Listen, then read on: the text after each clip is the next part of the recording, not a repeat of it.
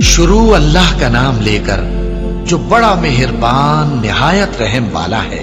عصر کی قسم کہ انسان نقصان میں ہے مگر وہ لوگ جو ایمان لائے اور نیک عمل کرتے رہے اور آپس میں حق پر چلنے کی تلقین اور صبر کی تاکید کرتے رہے۔ والعصر، زمانے کی قسم ہے، زمانہ گواہ ہے، پوری تاریخ انسانی اس پر گواہی دے گی۔ ان الانسان لفی خسر، یقیناً انسان خسارے میں ہے، گھاٹے میں ہے۔ الا الذین آمنوا، سوائے ان کے جو چار شرطیں پوری کریں، ایک نہیں۔ الا الذین آمنوا وعملوا الصالحات وتواصوا بالحق وتواصوا بالصبر، ایمان لائیں، جو اس کائنات کے مخفی حقائق ہیں ان کو سمجھیں، ان کا شعور حاصل کریں، ان کی تصدیق کریں۔ ایمان باللہ، ایمان بالآخرہ، ایمان بالرسالت، پھر اس کے عملی تقاضوں کو پورا کریں۔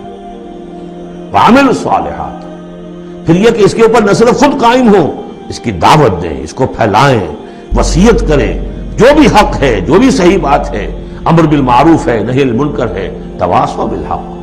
اور پھر یہ کہ جب یہ کام آپ کریں گے، آزمائشیں آئیں گی، تکلیفیں آئیں گی، مصیبتیں آئیں گی، ریزنٹمنٹس ہوں گی، لوگ ناراض ہوں گے۔ آپ کیوں ان سے کہہ رہے ہیں کہ یہ کام آپ نہ کریں، یہ غلط کام ہے؟